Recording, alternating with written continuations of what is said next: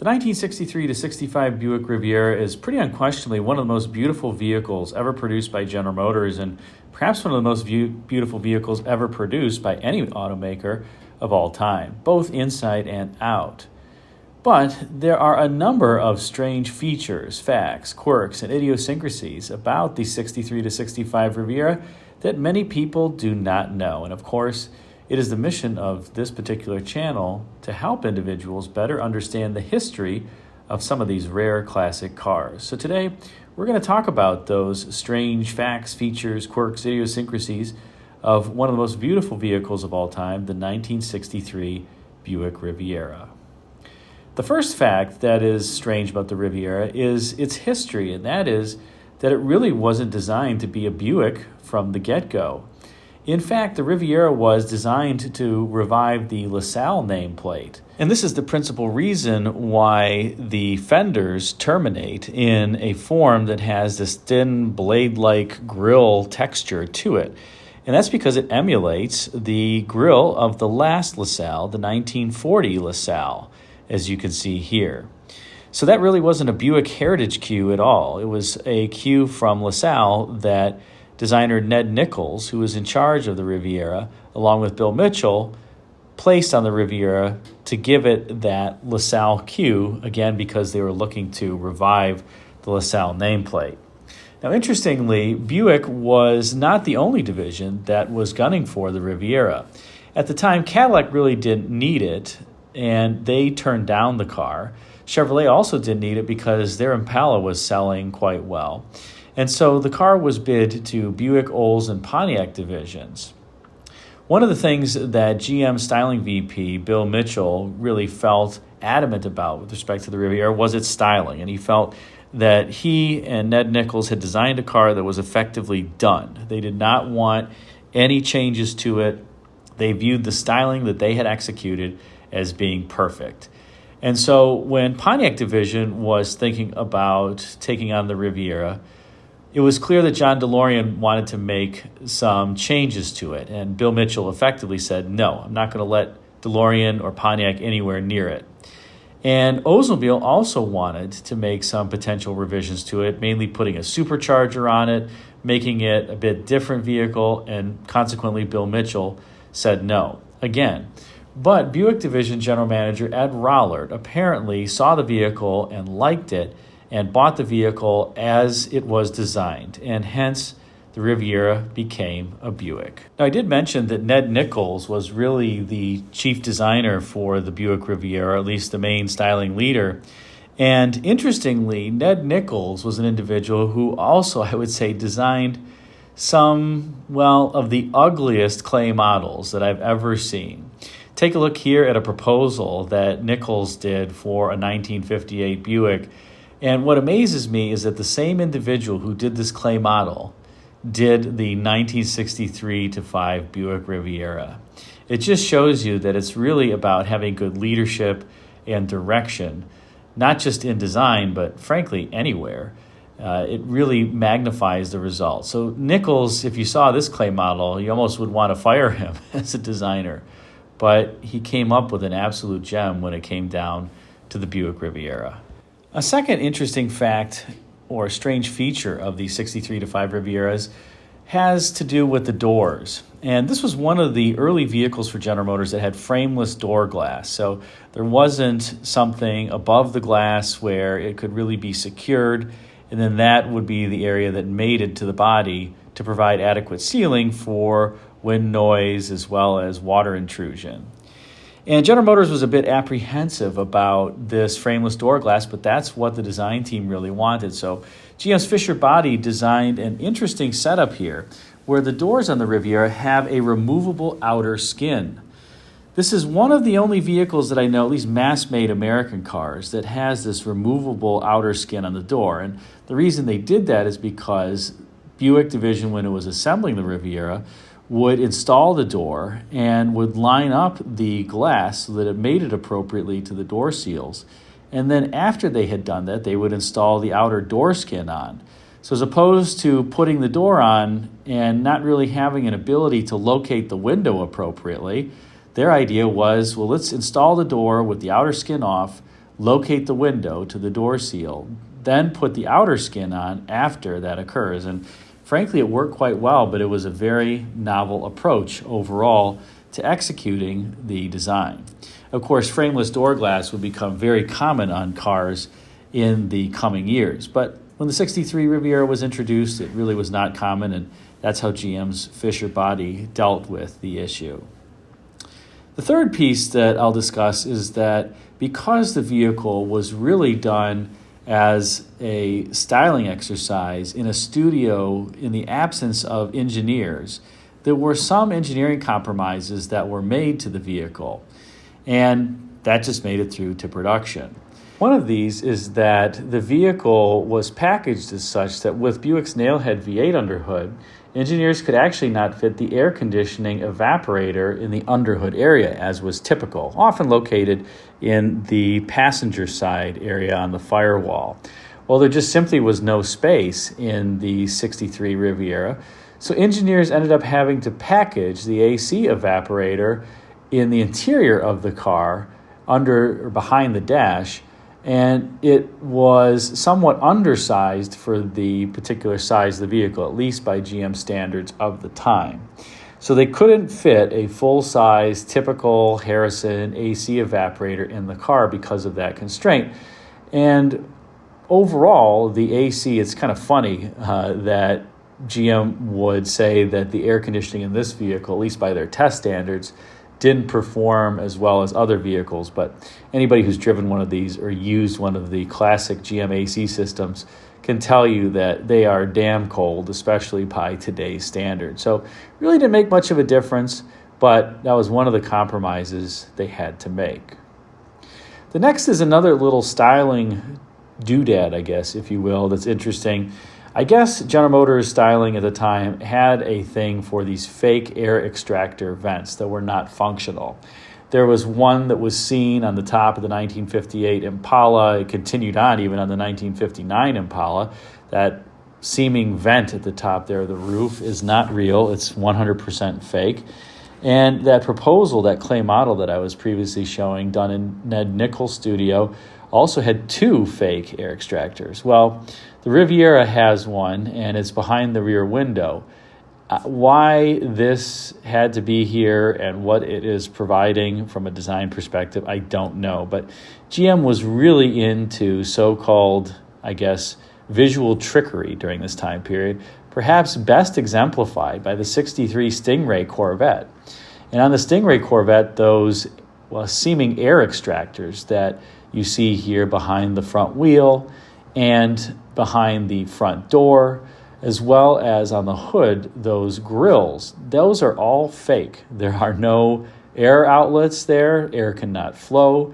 The grills, I believe the designers wanted them to be functional, but engineers were worried about water intrusion into the engine compartment, and probably rightly so. But it's just interesting to me that so many of the GM cars during this time period had this so-called visual trickery, and the Riviera was no exception. And I guess designers felt that this little trim piece was needed behind the rear window to make the overall car look more attractive. Don't know if it adds anything. Put a comment in the comment section and let me know what you think about it. Let's now turn to the interior and talk about some strange features there. And one of those is that the instrument panel that you see in the 1963 Riviera was really quite similar to the instrument panel that was used in other 1963 Buicks. You can see in this photo from a 63 Wildcat a picture of the speedometer as well as the fuel gauge and idiot lights, the clock in the middle, the radio, the HVAC controls above the radio in kind of this interesting slider fashion. That was a feature of the other 1963 Buicks, but the Riv was the only one where the center console actually was beautifully integrated into the dash. Notice this Wildcat, it does have a center console, but that center console is not integrated into the dashboard. And now take a look at the 63 Riviera interior, and you can see how that console just beautifully flows into the instrument panel. This was, at least from my knowledge, the first General Motors vehicle that did that, and that was really hard to execute because you could imagine now you're tying these two structures together, in effect, or at least visually doing so, and if the vehicle's body flexes at all, there's a tendency for these surfaces to want to move. So it was often not done, and frankly, on later vehicles, particularly the 80s era GM cars, you will never find center consoles that are flowing up and touching the dash because those bodies are so flexible. Take a look, at the interior of the early 80s Firebirds as an example, and the center console there. There's a huge gap between the top of the center console and the IP for that reason, but not so on the 63-5 Riviera. You also got, another interesting quirk, some color-keyed accelerator and brake pedals in the Riviera that match the interior color. So as opposed to just being black, like on other Buicks, or other vehicles, I should say, on the Riviera, the accelerator and brake were color-keyed to the interior. So the Riviera overall was quite a novel design for General Motors on the inside, and certainly a beautiful design on the outside. And by the way, on the exterior, the Riviera was also something that was quite novel, at least for General Motors design, in that it introduced the so-called Coke bottle styling to General Motors, where you have a relatively narrow midsection to the car, and then on the rear fenders, the body flares out and upward, so it's wider at that point of the rear wheels as well as taller. The Riviera kind of followed in the Studebaker Avanti's wake with respect to this, and that Coke bottle design would be something that would be a hallmark of a number of mid-60s GM designs, perhaps best exemplified, in fact, by some of the mid-1960s Pontiacs. And it's called Coke bottle design because it effectively resembles a Coke bottle laying on its side. And perhaps that's the reason why the Studebaker Avanti was one of the first vehicles to have it, because its designer was Raymond Loewy, who also designed that glass Coke bottle. From a design perspective, there were actually even some other vehicles that introduced the so-called Coke bottle design before the 1962 Studebaker Avanti, but that was really part of aviation history. So as an example, the Northrop F5 that you see here displays that so-called Coke bottle design with the wasp-waisted or relatively narrow waist body that then flares out toward the rear. And you can see here pretty well, it kind of resembles that bottom portion of a Coke bottle. So the aviation industry was, I guess, exemplifying the tenets of Coke bottle styling even in the 1950s when this particular Northrop F5 was introduced and it first flew in 1959. But later on in automotive vehicles, the Coke bottle design would take over for kind of the mid-1960s through late 1960s before a different type of style would become more prevalent. In the underhood department, Buick's Riviera had some variation of a top Buick nailhead V8, and the nailhead would be Buick's engine through the 1966 model year. In 1967, the 430 cubic inch engine would replace it, which was an all-new design. But in the 63 to 65 years, Buick Rivieras were equipped with some version of either a 401 cubic inch nailhead or a 425 cubic inch nailhead. In particular, in 1963, the standard engine was the 401 cubic inch V8. Then partway through the year, buyers could opt for an optional 425 cubic inch nailhead V8. The 401 made 325 horsepower. The 425 made 340 horsepower. In 1964, Buick would make the 425 standard, so buyers got a 340 horsepower engine in that year. And you could actually option up to a Super Wildcat dual four-barrel 425 that made 360 horsepower for the first time. In 1965, Buick changed it up a little bit again, making the 401 cubic inch nailhead again standard and the 340 and 360 horsepower versions of the 425 nailhead optional. So any of the engines is really a great engine. In 1963, the nailheads were paired with Buick's twin-turbine Dynaflow transmission. You can kind of think of that transmission as the CVT of the 1960s, although its operation is completely different from a CVT. Kind of drives similarly, and it's certainly less efficient. But in 1964 and 1965, the nailhead would be backed by the excellent Buick Super Turbine 400 3-speed automatic, which would later become a hallmark not of just Buick vehicles, but of General Motors vehicles overall. And again, a super durable transmission. Although the twin turbine Dynaflow was also a relatively durable transmission too, just relatively inefficient and, well, not as good as the Super Turbine 400. Let's now close out with an excerpt from an interview with former General Motors styling vice president Bill Mitchell. This interview occurred in the mid-1980s, and he discusses the genesis for the Buick Riviera and some of the items that I previously discussed in terms of how it was originally styled, which divisions were privy to bidding on the Riviera. It's an overall interesting story. So let's listen in to Mr. Mitchell tell the story of the 1963 Riviera and how it came about. Some interesting cars, how they came about. In our Motorama cars, he did that not only to show public, but to get the corporation off its ass. You know, to make something. And if you made an exotic car, somebody'd say, build it like the Corvette. Any of these. Well, one time, one of the last Motoramas, the money we spent, Curtis loved shows. That all stopped. The government got in, the profits weren't as great. But the shows were glamorous. God, spectacular. Be 20 special cars, work our brains off, and enjoyed it. It was a great esprit de corps to the whole place. Now it's a bore over there. God. Anyway, we had 6 special 4-passenger, not 2-passenger. Corvette was the 2-passenger. And the Thunderbird at that time was a 2-passenger. We made about 4 special ones, old Buicks, Pontiacs. And we noticed, somebody did, that Ford engineers came in there after the show and were taking dimensions, which is all right. But, by God, out comes the Thunderbird. Whoa, caught us. We didn't have a 4-passenger. And that thing took off like that.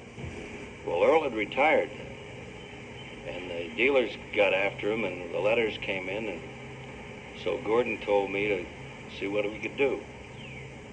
And I worked down in a room with Ned Nichols, who was a good senior designer. His weakness, he'd want to do it all himself, but he was a good guy to have for that. And we did the Riviera, but I did it as a LaSalle. That's why those 2 grills are on it. And Gordon was the only one that knew about it. He came down, he'd look at it, and he liked it. He where things are wide, he liked the tightness of it. And by the way, I just restored my mother's, 63, 21 years old. It's beautiful. And Buick gave me a new engine, no catalytic converter. It can go like hell. Anyway, we got it all done and showed it in the auditorium one night to Donner and Gordon. Just the 3 of us. And Donner said, well, I think we should build it, but who's going to build it? Cadillac didn't want it. They didn't need it. And Chevrolet was knocking the pants off of Buick, Olds, and Pontiac at the Impala. So Donner, even the financial man, Jack said, where are we going to get the money to build this car? He said, take it as an advertisement. Now that was pretty good. In other words, people talk about General Motors having a stylish car. They liked it. So they let Chevrolet or Pontiac, Olds, and Buick bid for it. DeLorean was at Pontiac then, and he had some crazy ideas that he was pumping into them, and I wouldn't let him touch it. It was down in that room, finished. Olds, Jack Wolfram wanted to put a blower on it and do something. I said, no way. And Rollert, who owned this house one time, he said, I'll take it the way it is. And they did a smart thing. They went over in the Gotham Hotel on Fifth Avenue, away from their agency, and had their own writers, and the illustrator that did the Rolls Royces, Melbourne Brindle. I've got a painting he did of mine. I'll show it to you down for me. He did the illustrations, and they gave it a whole separate image. And that really was interesting how that was born. And that's the way a car should be done. I didn't have any engineers looking down my neck. See, and in the studio, if you went over there today, it might be a Buick meeting. There'd be 15 engineers in there picking at it. And then going back and saying, I didn't like this, and I didn't like that. Terrible. Riviera was one of your great passions, I read. Yep.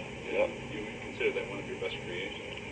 It was the happiest Christmas Eve because I say sold. I mean, the corporation bought that idea and the Stingray. They're my 2 pets, and they both, I could have got drunk for a week.